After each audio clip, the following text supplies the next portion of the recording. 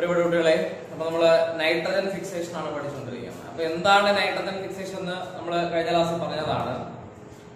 അറ്റ്മോസ്ഫിയറിൽ ഇരിക്കുന്ന ഫ്രീ നൈട്രജനെ പ്ലാന്റിന് അബ്സോർബ് ചെയ്യാൻ പറ്റൂല, അല്ലെ? അപ്പം ആ ഫ്രീ നൈട്രജൻ N2 എന്ന് പറയുന്ന ഫ്രീ നൈട്രജനെ പ്ലാന്റിന് അബ്സോർബ് ചെയ്യാൻ പറ്റുന്ന രൂപത്തിലോട്ട് കൺവേർട്ട് ചെയ്യണം.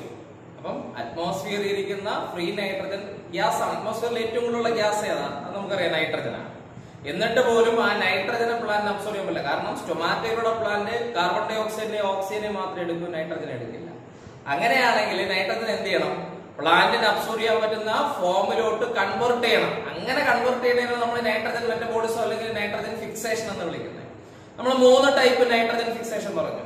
Biological nitrogen fixation, industrial nitrogen fixation, electrical nitrogen fixation. ഇത് നമുക്ക് ഡീറ്റെയിൽ ആയിട്ട് പഠിക്കാനുള്ള ഏതാണ്? Biological nitrogen fixation. അപ്പൊ ഞാൻ ബയോളജിക്കൽ നൈട്രജൻ ഫിക്സേഷന്റെ പ്രത്യേകത പറഞ്ഞു തന്നു. ആര് ചെയ്യുന്ന നൈട്രജൻ ഫിക്സേഷൻ ആണ്?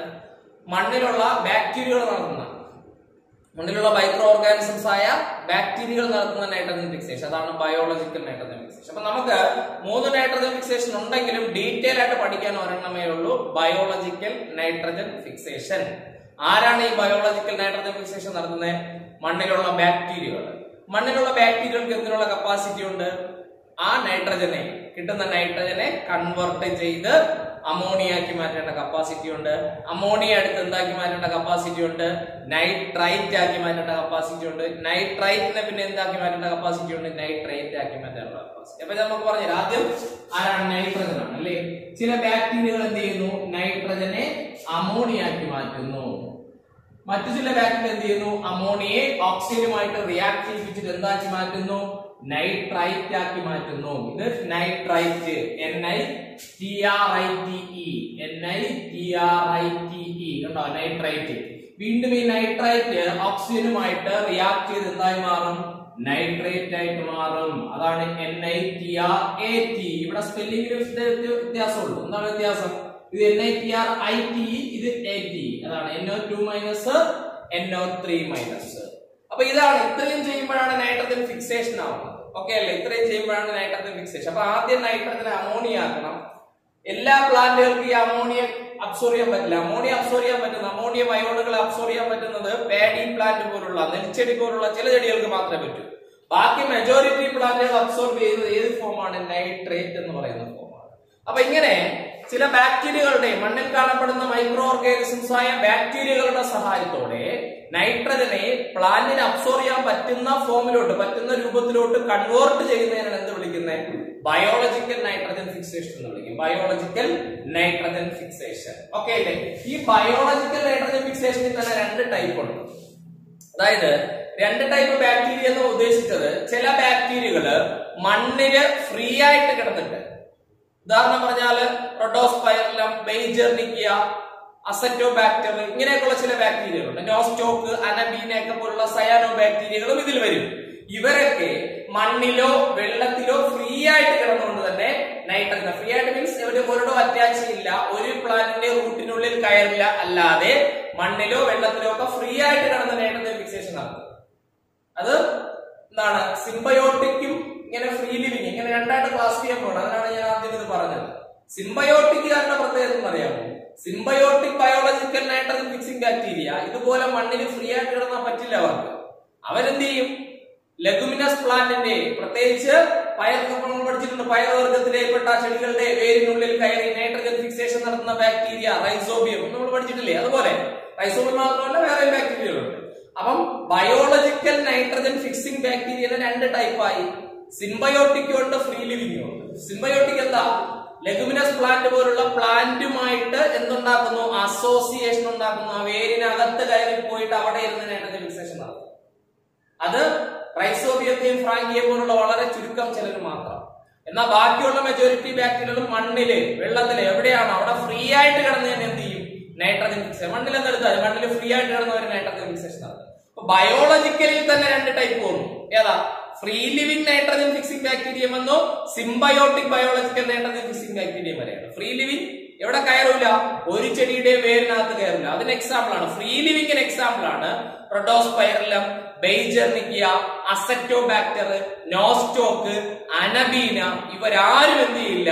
ഒരു ചെടിയുടെ വേരിനകത്ത് കയറി അല്ല നൈട്രജൻ ഫിക്സേഷൻ നടത്തുന്നത്, മണ്ണില് ഫ്രീ ആയിട്ട് കിടന്നിട്ടാണ് നൈട്രജൻ ഫിക്സേഷൻ നടത്തുന്നത്. അതായത് ഈ പറഞ്ഞ കാര്യം നടത്തുന്നത് അവരാണ് നമ്മൾ എന്ത് വിളിക്കുന്നത്? Free living bacteria. എന്നാല് റൈസോബിയത്തെയും ഫ്രാങ്കിയയും പോലുള്ള ചില ബാക്ടീരിയ ഉണ്ട്. ആരെ പോലുള്ള ബാക്ടീരിയ? റൈസോബിയവും ഫ്രാങ്കിയയും പോലുള്ള ചില ബാക്ടീരിയ.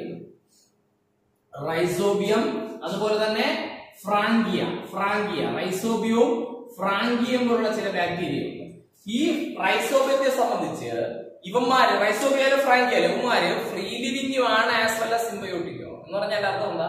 ഇവന്മാര് വേരിനുള്ളിൽ കയറിയാണ് കൂടുതൽ നൈട്രജൻ ഫിക്സേഷൻ നടത്തുന്നത്. ഇനി ഒരു ചെടി ഇല്ലെങ്കിലോ ഇവന്മാര് വളരെ ചെറിയ റേറ്റിൽ, ചെറിയ തോതിലും മണ്ണിൽ ഫ്രീ ആയിട്ട് കിടന്നാലും നൈട്രജൻ ഫിക്സേഷൻ നടത്താൻ പറ്റും. എന്നാൽ നേരത്തെ പറഞ്ഞവരുടെ അത്രയും പറ്റൂല. അപ്പൊ ഇവരുടെ രണ്ടുപേരും പ്രത്യേകത എന്താ? ഇവര് ഫ്രീ ലിവിംഗും ആണ് സിംബയോട്ടിക്കും ആണ്. കാരണം എന്താ? ഇവര് സോയിലിൽ ഫ്രീ ആയിട്ട് കിടക്കുമ്പോഴും ഇവരെ കൊണ്ട് നൈട്രജൻ ഫിക്സേഷൻ നടത്താൻ പറ്റും. എന്നാൽ അതിനേക്കാൾ കൂടുതൽ നൈട്രജൻ ഫിക്സേഷൻ നടത്താൻ പറ്റും ഇവരെവിടെ കയറി കഴിഞ്ഞാൽ? ഏതെങ്കിലും ചെടികളുടെ റൂട്ടിനകത്ത് കയറി കഴിഞ്ഞാൽ. അപ്പൊ നേരത്തെ പറഞ്ഞ ആരൊക്കെയാണ്? അസറ്റോബാക്ടർ, അതുപോലെ റോഡോസ്പൈറലം, ബെയ്ജർനിക്കിയ, നോസ്റ്റോക്ക്, അനബീന. അവരൊന്നും ഒരു ചെടിയുടെയും വേരിനുള്ളിൽ കയറില്ല, മണ്ണിൽ ഫ്രീ ആയിട്ട് നൈട്രജൻ ഫിക്സേഷൻ നടത്തും. എന്നാൽ ഇവരോ റൈസോബിയം ഫ്രാങ്കിയക്കോ ഏതെങ്കിലുമൊക്കെ ചെടികളുടെ വേരിനുള്ളിൽ കയറി. ഇനി വേരിനുള്ളിൽ കയറാതെയും ചെറിയ തോതിൽ കുറച്ചൊക്കെ നൈട്രജൻ ഫിക്സേഷൻ നടത്താൻ കൊണ്ട് പറ്റും, മണ്ണിൽ ഫ്രീ ആയിട്ട്. എന്നാൽ ഇവരെ അറിയപ്പെടുന്ന സിംബയോട്ടിക് ആണ്. കാരണം ഇവർക്ക് കൂടുതൽ നൈട്രജൻ ഫിക്സേഷൻ നടത്താൻ പറ്റുന്നത് എപ്പോഴാണ്? ഏതെങ്കിലും ഒരു ചെടിയുടെ വേരിനുള്ളിൽ കയറുമ്പോൾ. ഏതെങ്കിലും ഒരു ചെടിയുടെ വേരിനുള്ളിൽ, പ്രത്യേകിച്ച് റൈസോബിയത്തെ സംബന്ധിച്ച് അവന് ലെഗുമിനസ് പ്ലാന്റ്സിന്റെ റൂട്ടിനുള്ളിൽ മാത്രമേ നൈട്രജൻ ഫിക്സേഷൻ നടത്താൻ പറ്റൂ. എന്താണ് ലെഗുമിനസ് പ്ലാന്റ്? പയറുവർഗത്തിൽപ്പെട്ട ചെടി. എന്താ ലെഗുമിനസ് പ്ലാന്റ്? പയറുവർഗത്തിൽപ്പെട്ട ചെടി. അപ്പൊ ഇവനെ സംബന്ധിച്ച്, ആരെ സംബന്ധിച്ച്? റൈസോബിയത്തെ സംബന്ധിച്ച് അവന് ലെഗുമിനസ് പ്ലാന്റിന്റെ റൂട്ടിനുള്ളിൽ മാത്രമേ നൈട്രജൻ ഫിക്സേഷൻ നടത്താൻ പറ്റുള്ളൂ. ലെഗുമിനസ് പ്ലാന്റിന്റെ റൂട്ടിനുള്ളിൽ മാത്രമേ റൈസോബിയത്തിന് പറ്റൂ. പക്ഷെ ഫ്രാങ്കി അങ്ങനെയല്ല. അവൻ ലെഗുമിനസ് പ്ലാന്റിന്റെ റൂട്ടിനുള്ളിലും നൈട്രജൻ ഫിക്സേഷൻ നടത്തും, നോൺ ലെഗുമിനസ് പ്ലാന്റ്സിന്റെ റൂട്ടിനുള്ളിലും. എന്താ നോൺ ലെഗുമിനസ്? പയറുവർഗം അല്ലാത്ത സാധാ ചെടികളില്ലേ, അതല്ലേ കൂടുതലുള്ള. അപ്പം ഫ്രാങ്കിയാണ് ഇതിൽ ഏറ്റവും നല്ലത്. ഏറ്റവും മിടുക്കൻ ആരെന്ന് ചോദിച്ചാൽ, ഏറ്റവും ബെസ്റ്റ് ആരെന്ന് ചോദിച്ചാൽ അത് ഫ്രാങ്കിയാണ്. ഒന്ന് ഓർത്തു വയ്ക്കേ. എന്താ കാരണം? അവന് ലെഗുമിനസ് പ്ലാന്റ്സിന്റെ റൂട്ടിനുള്ളിലും നൈട്രജൻ ഫിക്സേഷൻ നടത്താൻ പറ്റും, നോൺ ലെഗുമിനസ് പ്ലാന്റ്സിന്റെ റൂട്ടിനുള്ളിലും നൈട്രജൻ ഫിക്സേഷൻ നടത്താൻ പറ്റും. എന്നാൽ ഞാൻ ആദ്യം പറഞ്ഞ റൈസോബിയം. റൈസോബിയത്തെ സംബന്ധിച്ച് അവൻ ലെഗുമിനസ് പ്ലാന്റ്സിന്റെ റൂട്ടിനുള്ളിൽ മാത്രമേ നൈട്രജൻ, അല്ലാതെ സാധാരണ ഏതെങ്കിലും വേറെ ചെടികൾ, റബ്ബർ അല്ലെങ്കിൽ അതുപോലുള്ള അനിലി, അങ്ങനെയൊക്കെയുള്ള വേറെ മരങ്ങളും ചെടികളൊക്കെ ഇല്ലേ, അതിലൊക്കെ റൈസോബിയത്തിന് നൈട്രജൻ ഫിക്സേഷൻ നടത്താൻ പറ്റൂല. പക്ഷെ ആർക്ക് പറ്റും? ഫ്രാങ്കിക്ക് പറ്റും. അപ്പൊ ഫ്രാങ്കിയാണ് ഏറ്റവും മിടുക്കൻ, ഏറ്റവും ബെസ്റ്റ്. എന്തുകൊണ്ടാ? അവൻ ലെഗുമിനസ് പ്ലാന്റ്സിന്റെ റൂട്ടിനുള്ളിൽ നൈട്രജൻ ഫിക്സേഷൻ നടത്തും, നോൺ ലെഗുമിനസ് പ്ലാന്റ്സിന്റെ റൂട്ടിനുള്ളിൽ നൈട്രജൻ ഫിക്സേഷൻ നടത്തും. മനസ്സിലായോ? അപ്പം പറഞ്ഞ വ്യക്തമായിട്ട് കേട്ടോളണം. ഫ്രീ ലിവിംഗ് ആയിട്ടുള്ള നൈട്രജൻ ഫിക്സിംഗ് ബാക്ടീരിയ ഉണ്ട്, സിംബയോട്ടിക് ഉണ്ട്. ഫ്രീ ലിവിംഗ് മണ്ണിൽ ഫ്രീ ആയിട്ട് കിടന്നിട്ട് നൈട്രജൻ ഫിക്സേഷൻ നടത്തും. Symbiotic biological nitrogen fixing bacteria ഏതെങ്കിലും ചെടിയുടെ റൂട്ടിനുള്ളിൽ കടന്നിട്ട് അവിടെ ഇരുന്ന് നൈട്രജൻ ഫിക്സേഷൻ നടത്തും. അതാണ് അവർ തമ്മിലുള്ള ഡിഫറൻസ്. ഇനി എന്താണ് symbiotic biological nitrogen fixing bacteria? Symbiotic biological nitrogen fixing ബാക്ടീരിയക്ക് രണ്ട് എക്സാമ്പിൾ ആണ് റൈസോബിയവും ഫ്രാങ്കിയും. ഇതിലെ ഒരു പ്രത്യേകതയുണ്ട്. റൈസോബിയത്തെ സംബന്ധിച്ച് അവന് ലെഗുമിനസ് പ്ലാന്റ്സിന്റെ റൂട്ടിനുള്ളിൽ മാത്രമേ നൈട്രജൻ ഫിക്സേഷൻ നടത്താൻ പറ്റൂ.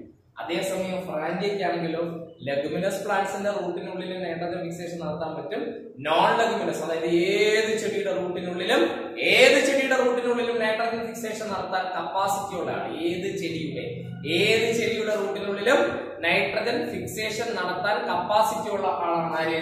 ഫ്രാങ്കിയ. ആരാണ്? ഫ്രാങ്കിക്ക് ഏത് പ്ലാന്റിന്റെ, ഏത് ചെടിയുടെയും റൂട്ടിനുള്ളിൽ എന്ത് ചെയ്യാൻ പറ്റും? Nitrogen fixation. അപ്പൊ നമ്മള് സിംബയോട്ടിക് ബയോളജിക്കൽ നൈട്രജൻ ഫിക്സേഷൻ കുറച്ച് ഡീറ്റെയിൽ ആയിട്ട് പഠിക്കണം. അതായത് ഒരു ചെടിയുടെ വേരിനകത്ത് കടന്നിട്ട് അവിടെ എങ്ങനെയാണ് ഒരു ബാക്ടീരിയ നൈട്രജൻ ഫിക്സേഷൻ നടത്തുന്നത്. വളരെ ശ്രദ്ധിച്ചിരിക്കും. അപ്പൊ നമ്മള് ഈ ചാപ്റ്ററിന്റെ ഏറ്റവും ഇമ്പോർട്ടന്റ് ആയിട്ടുള്ള ഒരു പോർഷൻ ആണ് പഠിക്കുന്നത്. അപ്പൊ വളരെ ക്ലിയർ ആയിട്ട് ഇത് കേട്ട് മനസ്സിലാക്കുക. ഓക്കെ, അപ്പൊ നമ്മൾ എന്താ പഠിക്കുന്നത്? നമ്മള് ഫ്രീ ലിവിംഗ് ബാക്ടീരിയ ഒക്കെ വിട്ടു, അവരെ നമുക്ക് വേണ്ട. നമുക്ക് ആരെ മതി? സിംബയോട്ടിക് ബയോളജി, അതായത് ഒരു റൂട്ടിന്റെ വേരിനുള്ളിൽ കടന്നിട്ട് അവിടെ എങ്ങനെയാണ് നൈട്രജൻ ഫിക്സേഷൻ നടന്നത് എന്നാണ് നമ്മൾ ഈ പഠിക്കാൻ പോകുന്നത്. അപ്പൊ വളരെ ക്ലിയർ ആയിട്ട് നമ്മൾ ഒരു റൂട്ടായാലും സ്റ്റെമ്മായാലും ലീഫായാലും നമുക്കറിയാം ഏറ്റവും പുറമേയുള്ള ഒരു ലെയർ സെൽ എന്ന് പറഞ്ഞാൽ എന്താണ്? എപ്പിഡെർമിസ് എന്ന് പറയും അല്ലേ. ഏറ്റവും പുറമേയുള്ള ഒരു ലെയർ സെല്ലിനെ നമ്മൾ എന്ത് വിളിക്കും? എപ്പിഡെർമിസ്.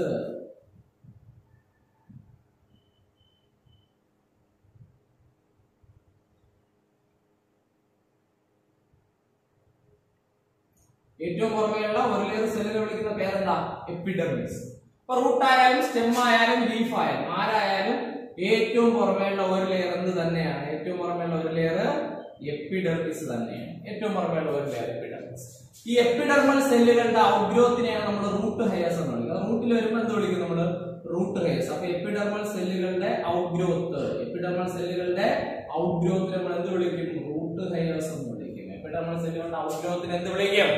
Root hair. അപ്പൊ എപ്പിഡെർമിസ്. അടുത്ത എപ്പിഡെർമിസ് കഴിഞ്ഞ അടുത്ത ആരാ വരുന്നത്? കോർട്ടെക്സ് വരും അല്ലേ. ഇതൊരു സ്റ്റെം ആയിരുന്നെങ്കിൽ എപ്പിഡെർമിസ് കഴിഞ്ഞ് എന്ത് വന്നേനെ? ഹൈപ്പോഡെർമിസ് വന്നേനെ. അതേസമയത്ത് എന്താണ്? റൂട്ട് ആയതുകൊണ്ട് എപ്പിഡെർമിസ് കഴിഞ്ഞ് തൊട്ടടുത്ത് ആരാണ്? കോർട്ടെക്സ് ആണ്. എപ്പിഡെർമിസ് കഴിഞ്ഞിട്ട് ആര് വരും? കോർട്ടെക്സ് വരും.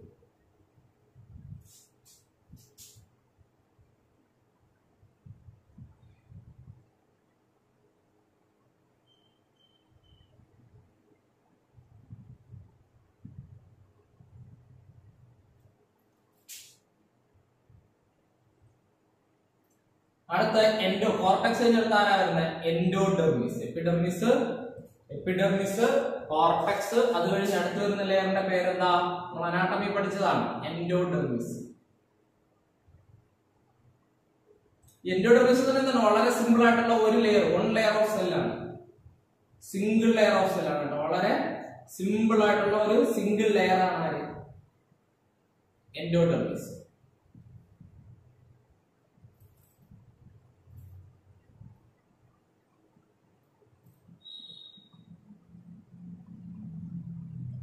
ഓക്കെ, നമ്മൾ എന്താ പറയുന്നത്? ഒരു റൂട്ടിന്റെ അനാട്ടമിയാണ്. Epidermis, cortex, എൻഡോഡെർമിസ്. എൻഡോഡെർമിസ് കഴിഞ്ഞ അടുത്ത ആര് വരും? പെരിസൈക്കിൾ ആണ് അല്ലെ. അടുത്ത സെല്ലുകളുടെ പേരെന്താ? പെരിസൈക്കിൾ.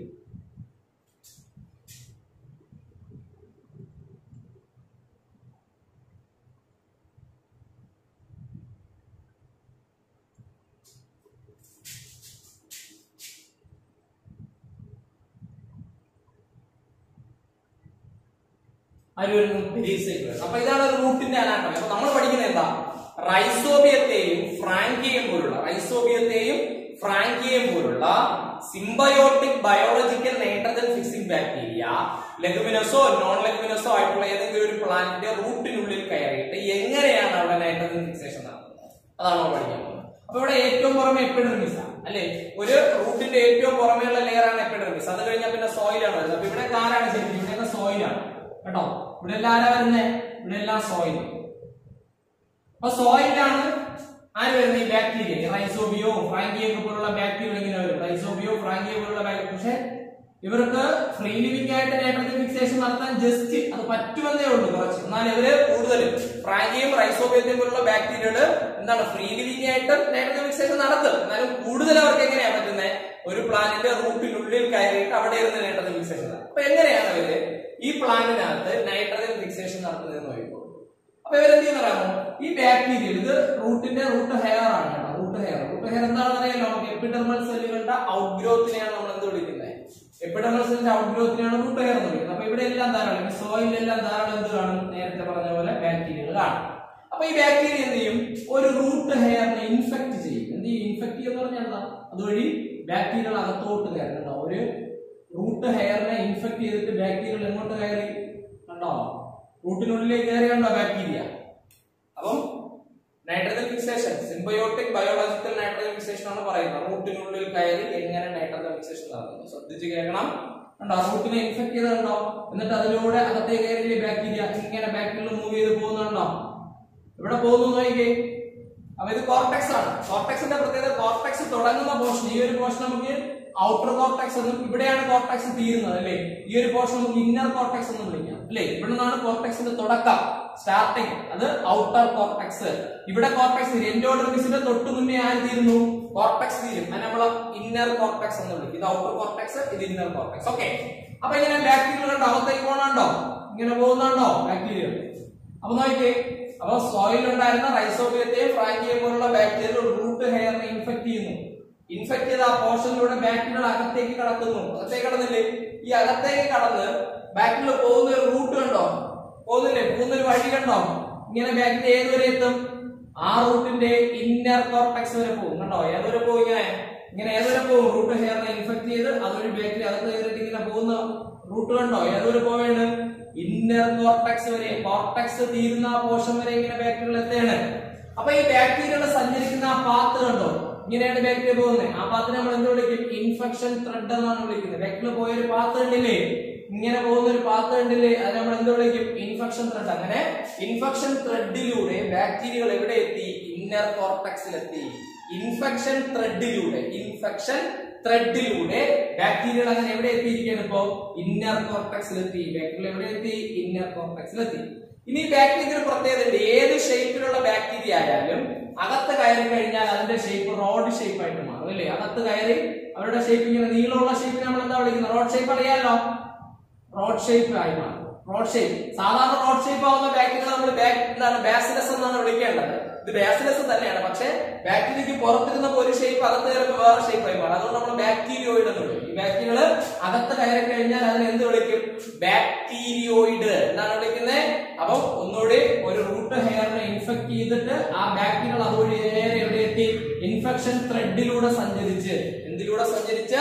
ഇൻഫെക്ഷൻ ത്രെഡിലൂടെ സഞ്ചരിച്ച്. ഇൻഫെക്ഷൻ ത്രെഡിലൂടെ സഞ്ചരിച്ച് ആ ബാക്ടീരിയകളൊക്കെ എവിടെ എത്തിയിരിക്കുകയാണ്? ഇന്നർ കോർട്ടെക്സിലെത്തി. ഇൻഫെക്ഷൻ ത്രെഡിലൂടെ സഞ്ചരിച്ച് ആ ബാക്ടീരിയകൾ എവിടെ എത്തിയിരിക്കുകയാണ്? ഇന്നർ കോർട്ടെക്സിലെത്തി ആ ബാക്ടീരിയ. കണ്ടല്ലോ. അപ്പൊ ഇനി ബാക്ടീരിയയുടെ പ്രത്യേകത ഞാൻ പറഞ്ഞു. അകത്ത് കയറി കഴിഞ്ഞാൽ അവർ റോഡ് ഷേപ്പ് ആയി മാറും. ഏത് ഷേപ്പിലുള്ള ബാക്ടീരിയ ആയിക്കോട്ടെ, അകത്തേക്ക് കയറി കഴിഞ്ഞാൽ അവന്റെ ഷേപ്പ് എന്തായി? റോഡ് ഷേപ്പ് ആയി മാറും. Road shape. സാധാരണ റോഡ് ഷേപ്പിലുള്ള ബാക്ടീരിയ നമ്മൾ എന്ത് വിളിക്കും? ബാസിലസ്. ഇവിടെ നമുക്ക് എന്ത് വിളിക്കാം? ബാസിലസ് എന്ന് വിളിക്കാം. എന്നാലും ബാക്ടീരിയക്ക് പുറത്തിരുന്നപ്പോൾ ഒരു ഷേപ്പ്, അകത്ത് കയറുമ്പോൾ വേറെ ഷേപ്പ് ഒക്കെ ആയിട്ട് മാറിയില്ലേ. അതുകൊണ്ട് നമ്മൾ അതിനെ ബാക്ടീരിയോയിഡ് എന്ന് വിളിക്കാറുണ്ട്. അകത്ത് കയറി കഴിഞ്ഞാൽ, റൂട്ടിന്റെ അകത്ത് കയറി കഴിഞ്ഞാൽ ബാക്ടീരിയ എന്ത് വിളിക്കാം? ബാക്ടീരിയോയിഡ്. നിങ്ങൾ മനസ്സിലാക്കുക, അതിന്റെ ഷേപ്പ് വെച്ചത് ബാസിലസ് ആണ്. റോഡ് ഷേപ്പ് ആയതുകൊണ്ട് അത് ബാസിലസ് ആണ്. എന്നാലും നമ്മൾ ഒരു പേരുകൂടി അതിന് പറയും. എന്താണ് ആ പേര്? ബാക്ടീരിയോയിഡ്. എന്താണ് ആ പേര്? ബാക്ടീരിയോയിഡ്. അങ്ങനെ എവിടെ എത്തി ബാക്ടീരിയകളൊക്കെ? ബാക്ടീരിയകളൊക്കെ അങ്ങനെ സഞ്ചരിച്ച് എവിടെ എത്തിയിരിക്കുകയാണ്? ഇപ്പം ഇന്നർ കോർട്ടെക്സിലെത്തി. ബാക്ടീരിയകളൊക്കെ സഞ്ചരിച്ചപ്പോ എവിടെ എത്തി? ഇന്നർ കോർട്ടെക്സിലെത്തി. ഓക്കെ അല്ലേ? അപ്പൊ ഇന്നർ, അപ്പൊ പോയ റൂട്ട് പറഞ്ഞ റൂട്ട് ഹെയറിനെ ഇൻഫെക്ട് ചെയ്യുന്നു. ബാക്ടീരിയ അകത്ത് കയറുന്നു. ഇൻഫെക്ഷൻ ത്രെഡിലൂടെ. എന്തിലൂടെ മൂവ് ചെയ്ത്? ഇൻഫെക്ഷൻ ത്രെഡിലൂടെ മൂവ് ചെയ്ത് ബാക്ടീരിയകളെല്ലാം എവിടെ എത്തിയിരിക്കുകയാണ്? Inner cortex. അങ്ങനെ ബാക്ടീരിയകളൊക്കെ എവിടെ എത്തി? ഇന്നർ കോർട്ടെക്സിലെത്തി. കോർട്ടെക്സ് തീരുന്ന പോർഷനാണ് നമ്മൾ എന്ത് വിളിക്കുന്നത്? ഇന്നർ കോർട്ടെക്സ് എന്ന് വിളിക്കുന്നു അല്ലേ. ഞാനിവിടെ രണ്ട് ഭാഗത്താണ് വരച്ചിട്ടുള്ളത്. ഇനി വേറെയും കാണാം. റൂട്ട് ഹെയർ ധാരാളം അല്ലേ, അവിടെ കൂടി എല്ലാം വരും. അപ്പൊ നിങ്ങൾ ചിലരൊക്കെ തരുന്നില്ല, ഇങ്ങനെ രണ്ട് റൂട്ടിലൂടെ മാത്രം അല്ലെങ്കിൽ രണ്ട് റൂട്ട് ഹെയറിലൂടെ മാത്രമാണ് ബാക്ടീരിയ അകത്ത് പോകുന്നത്. അങ്ങനെയല്ല.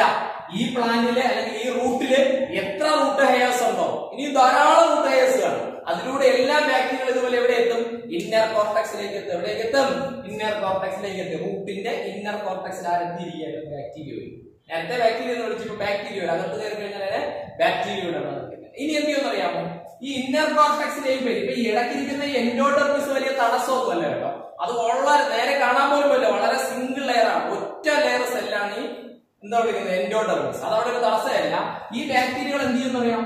എവിടെ എത്തിയ ബാക്ടീരിയ? ഇനി വേറൊരു കാര്യം കൂടി പറഞ്ഞില്ലേ, ഈ റൂട്ടിനെ അല്ലെങ്കിൽ റൂട്ട് ഹെയറിനെ ഒരു ബാക്ടീരിയ ഇൻഫെക്ട് ചെയ്തു എന്ന് ഇങ്ങനെ മനസ്സിലാക്കാൻ പറ്റുന്നത്. ഇപ്പൊ നമ്മൾ തന്നെ ഒരു എന്താണ് പയറിന്റെ ഒരു റൂട്ട് എടുത്തു, അതിന്റെ സെക്ഷൻ എടുത്ത് മൈക്രോസ്കോപ്പിൽ കൂടി നോക്കിയാൽ ആ റൂട്ടിനെ അല്ലെങ്കിൽ ആ റൂട്ട് ഹെയറിനെ ബാക്ടീരിയ ഇൻഫെക്ട് ചെയ്തിട്ടുണ്ടോ, ബാക്ടീരിയ ഇൻഫെക്ട് ചെയ്തിട്ടില്ലേ എന്നൊക്കെ എങ്ങനെയാണ് തിരിച്ചറിയുന്നത്? അതിന്റെ റൂട്ട് ഹെയർ നോക്കിയാൽ മതി. ബാക്ടീരിയകൾ ഇൻഫെക്ട് ചെയ്ത് കഴിയുമ്പോൾ റൂട്ട് ഹെയറിന് കേളിംഗ് സംഭവിക്കും. റൂട്ട് ഹെയറിന് എന്ത് ചെയ്യും? കേളിംഗ് സംഭവിക്കും. കണ്ടോ? റൂട്ട് ഹെയർ എന്ത് ചെയ്തു? കേൾ ചെയ്ത്. കണ്ടോ? ബാക്ടീരിയകള് റൂട്ട് ഹെയറിനെ ഇൻഫെക്ട് ചെയ്തപ്പോൾ റൂട്ട് ഹെയർ എന്ത് സംഭവിച്ചു? കേളിംഗ് സംഭവിച്ചു. അപ്പൊ ഈ കേളിംഗ് വെച്ചിട്ട് നമുക്ക് പറയാൻ പറ്റും ഈ റൂട്ടിനെ അല്ലെങ്കിൽ ഈ റൂട്ട് ഹെയറിനെ ആര് ഇൻഫെക്ട് ചെയ്തിട്ടുണ്ട്? ഏതോ ബാക്ടീരിയ ഇൻഫെക്ട് ചെയ്തിട്ടുണ്ട്. അങ്ങനെ റൂട്ടിന് എന്ത് ചെയ്യുന്നു? ഞാൻ പറഞ്ഞ റൂട്ട് ഹെയറിന് കേളിംഗ് സംഭവിക്കുന്നതാണ്. നിങ്ങൾ ചിലപ്പോൾ അതിനെ പഠിച്ച് റൂട്ടിന് കേളിംഗ് എന്നാകും, എക്സാമിന് പോകുമ്പോൾ പ്ലാന്റിന് കേളിംഗ് എന്നാവും കേട്ടോ. അതുകൊണ്ട് വളരെ ശ്രദ്ധിച്ച് പഠിക്കണം. റൂട്ടിനല്ല കേളിംഗ് സംഭവിക്കുന്നത്, റൂട്ട് ഹെയർസിനാണ്. റൂട്ട് ഹെയർസ് കേളിംഗ് പറഞ്ഞാൽ വളയും. അപ്പൊ ഇത് കണ്ടിട്ട് നമുക്ക് പറയാൻ പറ്റും ഈ റൂട്ടിനെ അല്ലെങ്കിൽ ആ റൂട്ടിലുള്ള റൂട്ട് ഹെയറിനെ ആര് ഇൻഫെക്ട് ചെയ്തിട്ടുണ്ട്?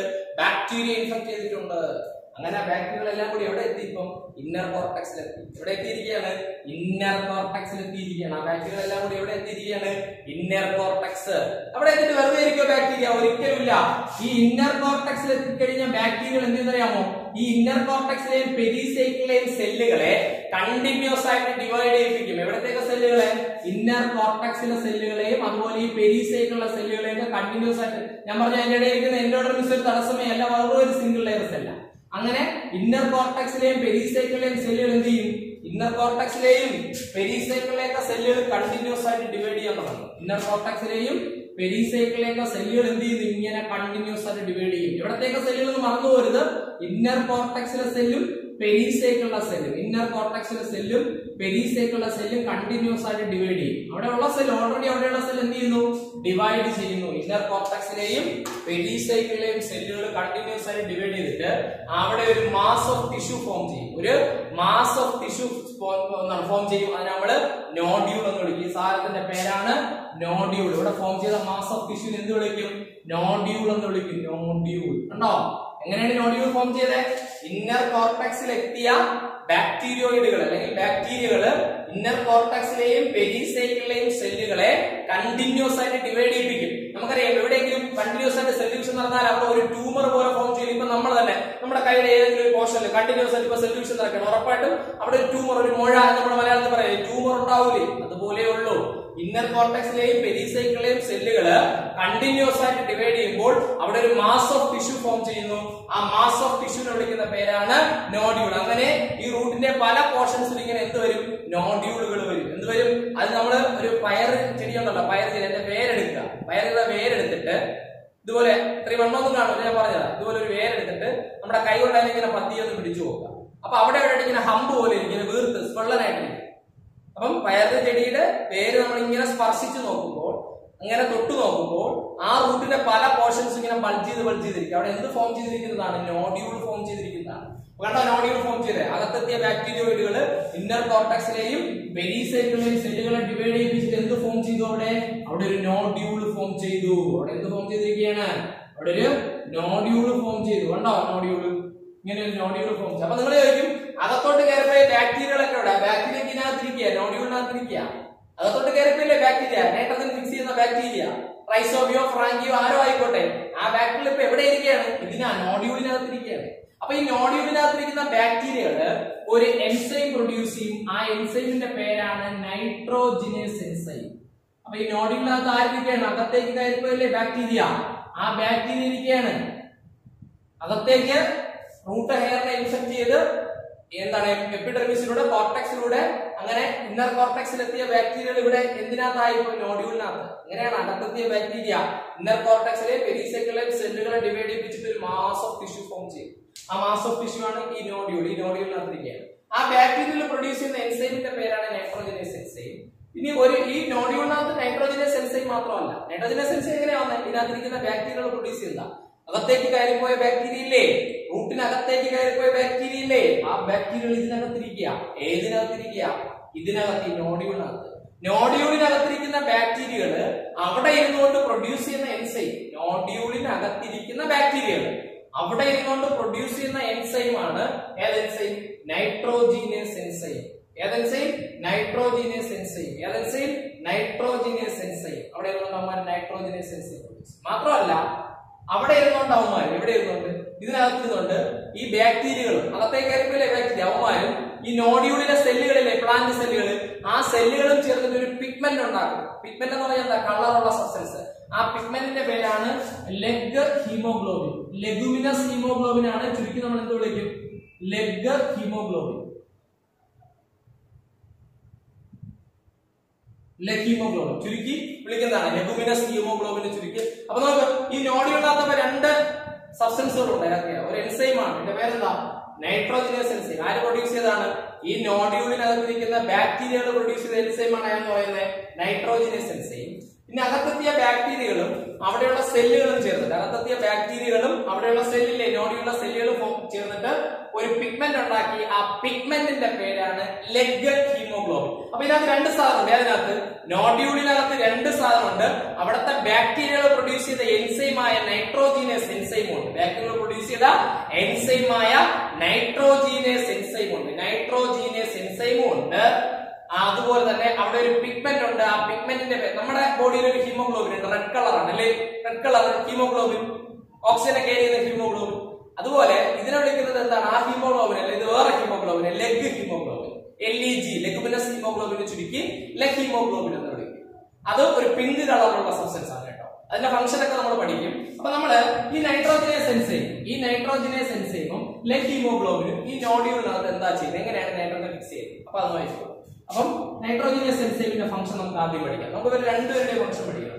നൈട്രോജനസ് എൻസൈമിന്റെ ഫംഗ്ഷൻ പഠിക്കണം, ലെഗ് ഹീമോഗ്ലോബിന്റെ ഫംഗ്ഷൻ പഠിക്കണം. നമ്മൾ ആദ്യം പഠിക്കാൻ പോകുന്ന നൈട്രോജനസ് എൻസൈമിന്റെ ഫംഗ്ഷൻ എന്താണ്? അപ്പൊ എവിടെയാണ് നൈട്രോജനസ് എൻസൈം? നോഡ്യൂളിനകത്താണ്. നോഡ്യൂളിനകത്ത് ഇരുന്നു കൊണ്ടാണ് ആ ബാക്ടീരിയകൾ എന്ത് പ്രൊഡ്യൂസ് ചെയ്തത്? നൈട്രോജനസ് എൻസൈം പ്രൊഡ്യൂസ് ചെയ്തത്. അപ്പൊ ഞാൻ ആ നൈട്രോജനസ് എൻസൈമിനോട് ഇങ്ങനെ വരയ്ക്കുക. കണ്ടോ?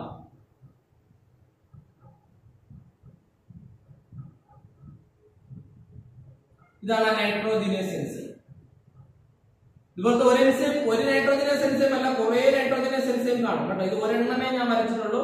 ഇതുപോലത്തെ കുറെ നൈട്രോജനസ് എൻസൈമുകൾ എവിടെ കാണും? ആ നോഡ്യൂളിന്റെ അകത്ത് കാണും. ഈ നൈട്രോജനസ് എൻസൈം എങ്ങനെയാണ് നൈട്രജൻ അമോണിയാക്കി മാറ്റുന്നത്? അതല്ലേ നമ്മുടെ സ്റ്റെപ്പുകൾ. എന്താ മറന്നുവരുത്? ആദ്യം നൈട്രജൻ എന്താക്കണം? അമോണിയാക്കി മാറ്റണം. ആദ്യം നൈട്രജൻ എന്താക്കി മാറ്റണം? അമോണിയാക്കി മാറ്റണം അല്ലേ? അതിന് സഹായിക്കുന്ന എൻസൈമാണ് ഏത്? Nitrogenous enzyme. നൈട്രജനെ അമോണിയാക്കി മാറ്റാൻ സഹായിക്കുന്ന എൻസൈമാണ് നൈട്രോജനസ് എൻസൈം. ഇത് എവിടെ ഇരിക്കുകയാണ്? നോഡ്യൂളിനകത്തിരിക്കുക. അപ്പൊ ഈ നൈട്രോജനസ് എൻസൈമിലേക്ക് ഒരു മോളിക്യൂൾ നൈട്രജൻ വന്ന് ബൈൻഡ് ചെയ്യും. ഒരു മോളിക്യൂൾ നൈട്രജൻ ഞാൻ N2 ആണ്. ഒരു മോളിക്യൂൾ നൈട്രജൻ എന്ന് പറഞ്ഞാൽ എന്താണ്? N2. ഇത് N-ഉം N-ഉം തമ്മിലുള്ള ബോണ്ട് സ്ട്രോങ് ട്രിപ്പിൾ ബോണ്ട് ആണ്. മറന്നുപോയി, N-ഉം N-ഉം തമ്മിലുള്ള ബോണ്ട് എന്താണ്? സ്ട്രോങ് ട്രിപ്പിൾ ബോണ്ട് ആണ്.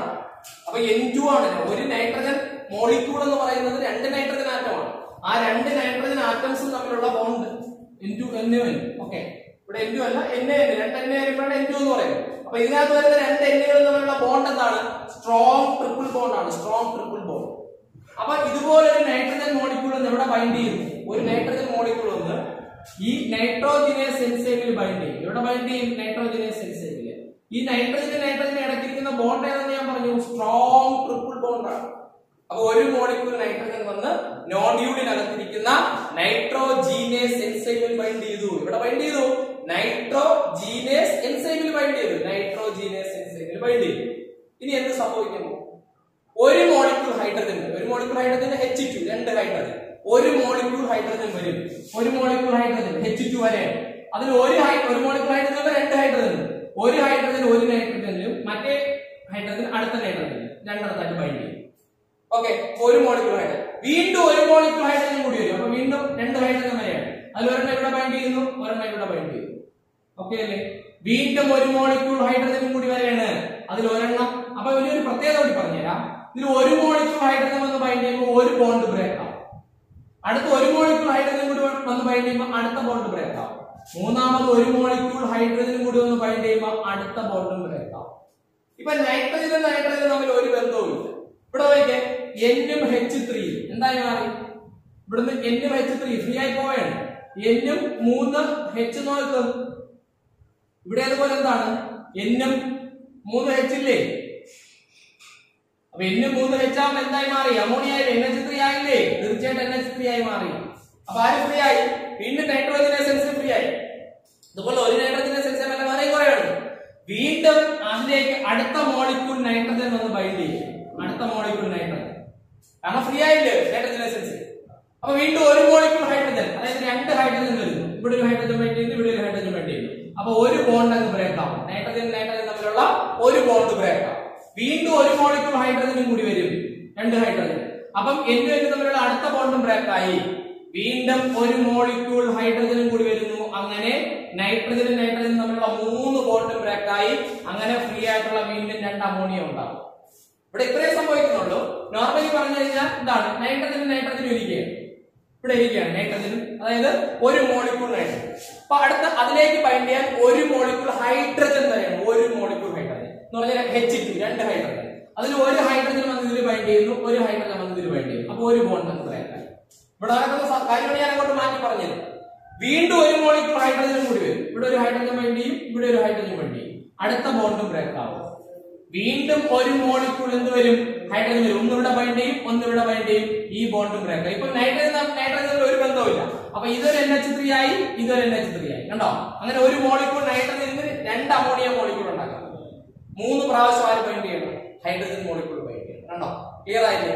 ഇങ്ങനെയാണ് നൈട്രോജനേസ് എൻസൈം ആരെ പ്രൊഡ്യൂസ് ചെയ്യുന്നത്? അമോണിയയെ പ്രൊഡ്യൂസ് ചെയ്യുന്നത്. നൈട്രോജനേസ് എൻസൈം ആരെ പ്രൊഡ്യൂസ് ചെയ്തു? നൈട്രോജനേസ് എൻസൈം ആരെ പ്രൊഡ്യൂസ് ചെയ്തു? അമോണിയ പ്രൊഡ്യൂസ് ചെയ്തു. വളരെ ഈസിയാണ്.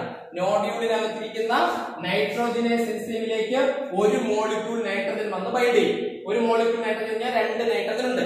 ആ രണ്ട് നൈട്രജൻ തമ്മിലുള്ള ബോണ്ട് എന്ന് പറയുന്നത് സ്ട്രോങ് ട്രിപ്പിൾ ബോണ്ടാണ്. സ്ട്രോങ് ട്രിപ്പിൾ ബോണ്ടാണ്. അങ്ങനെ അതിലേക്ക് ഇപ്പം നൈട്രജൻ മോളിക്യൂൾ വന്ന് നൈട്രോജീനേസ് എൻസൈമിൽ ബൈൻഡ് ചെയ്ത് കഴിയുമ്പോൾ അടുത്ത ഹൈഡ്രജൻ വരും.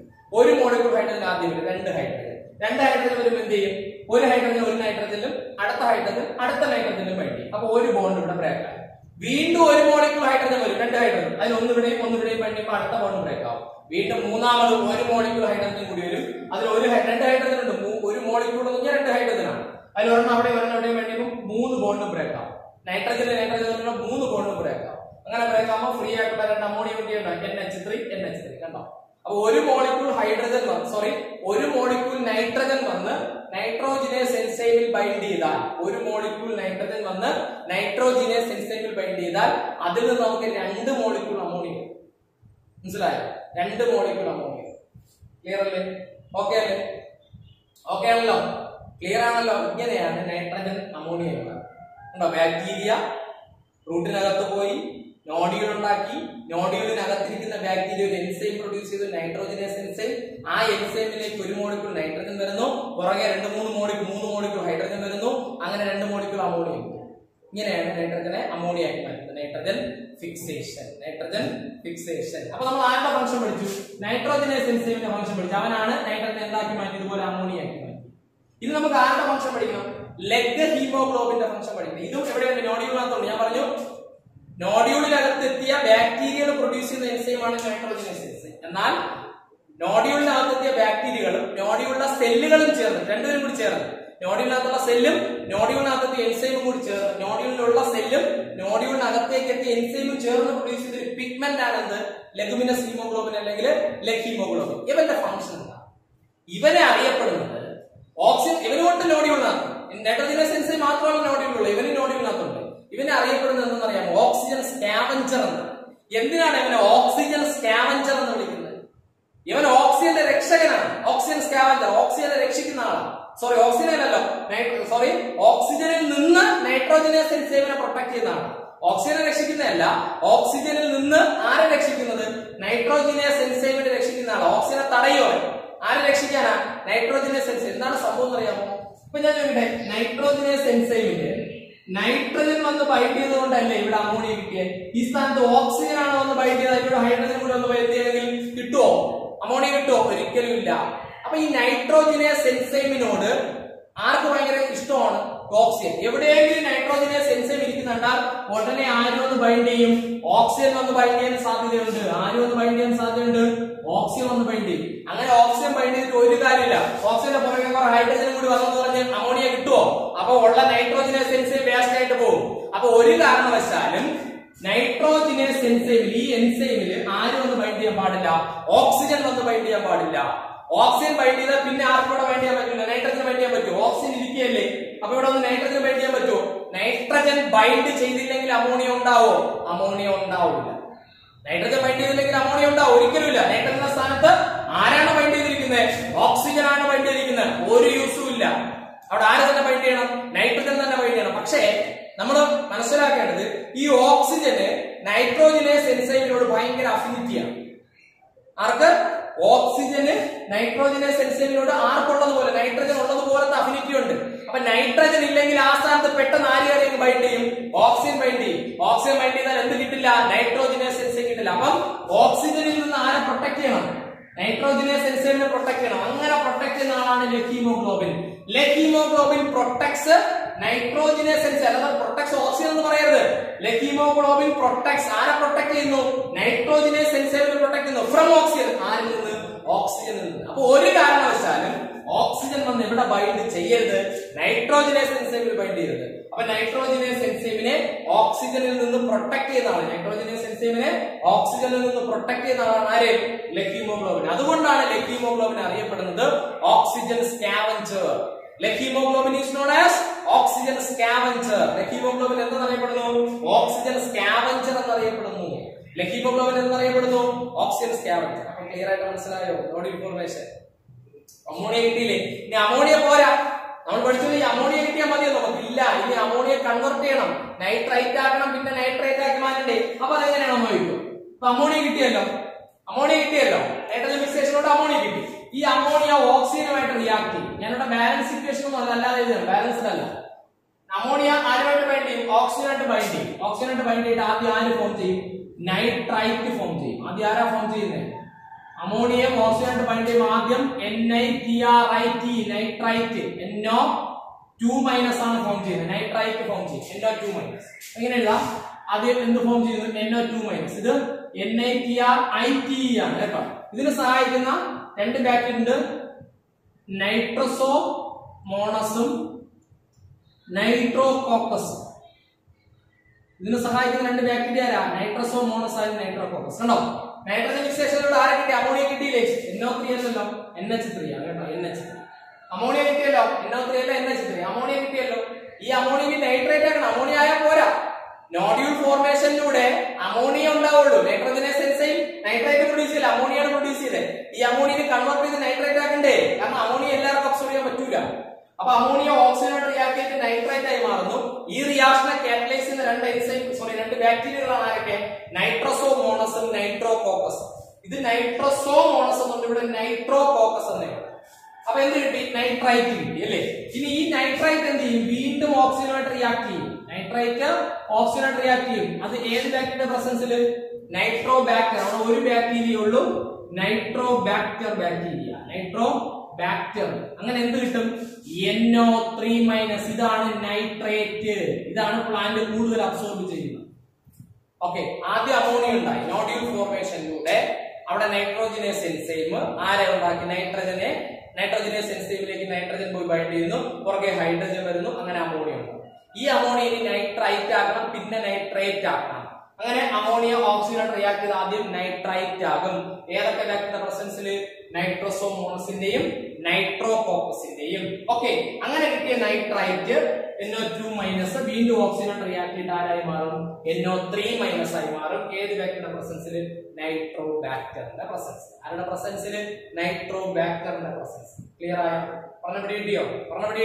അപ്പൊ അങ്ങനെയാണെങ്കിൽ ഇനി ഒരു കാര്യം കൂടി മനസ്സിലാക്കേണ്ടത്, ഈ നമ്മൾ പഠിച്ചിട്ടുണ്ട്, ഈ നൈട്രേറ്റിന്റെ ഒരു പാർട്ട് ആര് അബ്സോർബ് ചെയ്യും? പ്ലാന്റ്സ് അബ്സോർബ് ചെയ്യും. നൈട്രേറ്റിന്റെ ഒരു പാർട്ട് ആര് അബ്സോർബ് ചെയ്തെടുക്കും? പ്ലാന്റിനല്ലേ നൈട്രേറ്റ് ആവശ്യം, അപ്പൊ പ്ലാന്റ് യൂസ് ചെയ്യും. പക്ഷേ ഉണ്ടാകുന്ന നൈട്രേറ്റ് കംപ്ലീറ്റ് ആയിട്ട് പ്ലാന്റ് യൂസ് ചെയ്യില്ല. അവിടെയാണ് നമ്മൾ ഒരു കാര്യം മനസ്സിലാക്കേണ്ടത്. ഈ ഉണ്ടായില്ലേ നൈട്രേറ്റ്, ആ നൈട്രേറ്റ് കംപ്ലീറ്റ് ആയിട്ട് പ്ലാന്റ് യൂസ് ചെയ്യില്ല. ഞാൻ കഴിഞ്ഞ ക്ലാസ്സിൽ പറഞ്ഞതാണ്, ഏതല്ല നൈട്രജൻ സൈക്കിളിൽ പറഞ്ഞ കാര്യം. ഈ ഉണ്ടായ നൈട്രേറ്റ് ഫുള്ളും പ്ലാന്റിന് വേണ്ട. ബാക്കി നൈട്രേറ്റ് അറ്റ്മോസ്ഫിയറിലെ ഫ്രീ നൈട്രജൻ ആയിട്ട് മാറുന്നു. ബാക്കി നൈട്രജൻ എന്തായി മാറുന്നു? അറ്റ്മോസ്ഫിയറിൽ. ഈ ബാക്കി നൈട്രേറ്റ് അറ്റ്മോസ്ഫിയറിലെ ഫ്രീ നൈട്രജൻ ആയിട്ട് മാറും കേട്ടോ. ഫ്രീ നൈട്രജൻ ആയിട്ട് മാറും. അപ്പം ഉണ്ടായ കംപ്ലീറ്റ് നൈട്രേറ്റ് പ്ലാന്റ് എടുക്കില്ല. ബാക്കി നൈട്രേറ്റ് അറ്റ്മോസ്ഫിയറിലെ ഫ്രീ നൈട്രജൻ ആയിട്ട് മാറും. ഈ പ്രോസസ് നമ്മൾ എന്ത് പഠിച്ചിട്ടുണ്ട്? ഡീനൈട്രിഫിക്കേഷൻ. ഓർമ്മയുണ്ടോ? ഡീനൈട്രിഫിക്കേഷൻ. അപ്പം അമോണിയ നൈട്രജൻ അമോണിയ ആയി, അമോണിയ നൈട്രൈറ്റ് ആയി, നൈട്രൈറ്റ് ലാസ്റ്റ് നൈട്രേറ്റ് ആയി. ഈ നൈട്രേറ്റ് കംപ്ലീറ്റ് ആർക്ക് വേണ്ട? പ്ലാന്റുകൾക്ക് ആവശ്യമില്ല. കുറെ പ്ലാന്റ് എടുക്കുന്നു, ബാക്കി നൈട്രേറ്റ് അറ്റ്മോസ്ഫിയറിലെ ഫ്രീ നൈട്രജൻ ആയി മാറും. ഇത് നമ്മൾ ഡീനൈട്രിഫിക്കേഷൻ എന്ന് വിളിക്കും. ഡീനൈട്രിഫിക്കേഷൻ. ഈ ഡീനൈട്രിഫിക്കേഷനെ സഹായിക്കുന്ന രണ്ട് ബാക്ടീരിയകളാണ്. ഒന്ന് തയോബാസിലസും അതുപോലെ തന്നെ രണ്ടാമത്തെ ബാക്ടീരിയ സ്യൂഡോമോണാസും. Thiobacillus and pseudomonas. Thiobacillus and ഒന്നുകൂടി പറയാണ്, ക്ലിയർ ആയിട്ട് കേട്ടോണം. ആദ്യം നമ്മൾ പഠിച്ചു നോഡ്യൂൾ ഫോർമേഷനിലൂടെ അവിടെ നൈട്രോജനസ് അവിടെ അകത്ത് കയറിയ റൂട്ടിനകത്ത് കയറിയ നൈട്രജൻ ഫിക്സിംഗ് ബാക്ടീരിയകൾ നോഡ്യൂളിനകത്ത് എന്തുണ്ടാക്കും? Nitrogenase enzyme. ആ നൈട്രോജനേസ് എൻസൈമിലേക്ക് ആദ്യം നൈട്രജനും പിന്നെ പുറകെ ഹൈഡ്രജനും പോയി ബൈൻഡ് ചെയ്യുമ്പോൾ അമോണിയ കിട്ടും. ഓക്കെ, ഈ അമോണിയ ഓക്സിജനുമായിട്ട് റിയാക്ട് ചെയ്തിട്ട് ആദ്യം നൈട്രേറ്റ് ആവും. ഇതിന്റെ ഏതൊക്കെ ബാക്ടീരിയ? നൈട്രോസോമോണസിന്റെയും നൈട്രോകോക്കസിന്റെയും പ്രസൻസ് ഇല്ലേ, ആ നൈട്രേറ്റ് വീണ്ടും ഓക്സിജനുമായിട്ട് റിയാക്ട് ചെയ്ത് നൈട്രേറ്റ് ആവും. അത് നൈട്രോബാക്ടറിന്റെ പ്രസൻസ്. ലാസ്റ്റ് ഈ നൈട്രേറ്റിന്റെ ഒരു എമൗണ്ട് പ്ലാന്റ് അങ്ങ് അബ്സോർബ് ചെയ്യുന്നു, ബാക്കി നൈട്രേറ്റ് അറ്റ്മോസ്ഫിയറിലെ ഫ്രീ നൈട്രജൻ ആയി മാറുന്നു. അതിന് സഹായിക്കുന്ന രണ്ട് ബാക്ടീരിയകളാണ് ഏതൊക്കെ? തയോബാസിലസും സ്യൂഡോമോണാസ്. അങ്ങനെ 5 ബാക്ടീരിയ നമ്മൾ ഇവിടെ തന്നെ പഠിച്ചിട്ടുണ്ട്. ഏതൊക്കെ? നൈട്രോസോമോണസ്, നൈട്രോകോക്കസ്, നൈട്രോബാക്ടർ. അവിടെ എന്താ? Thiobacillus, Pseudomonas. അപ്പൊ ഇതിന് ഈ 2 സ്റ്റെപ്പോടെയും ചേർത്തിട്ടാണ് നമ്മൾ നൈട്രിഫിക്കേഷൻ എന്ന് വിളിക്കുന്നത്. നൈട്രിഫിക്കേഷൻ എന്താണ്? നൈട്രിഫിക്കേഷൻ ഈ 2 സ്റ്റെപ്പ്. അമോണിയ ഓക്സിജൻ റിയാക്ട് ചെയ്ത് നൈട്രൈറ്റ് ആവുന്നു, നൈട്രേറ്റ് വീണ്ടും ഓക്സിജൻ റിയാക്ട് ചെയ്തിട്ട് നൈട്രേറ്റ് ആവും. ഈ 2 സ്റ്റെപ്പിൽ നമ്മൾ എന്ത് വിളിക്കും? നൈട്രിഫിക്കേഷൻ. ഇവിടെ 3 ബാക്ടീരിയയാണ് വരുന്നത്. ഒന്ന് നൈട്രോസോമോണസും നൈട്രോകോക്കസും, അടുത്ത രണ്ടാമത്തെ സ്റ്റെപ്പിൽ നൈട്രോബാക്ടർ.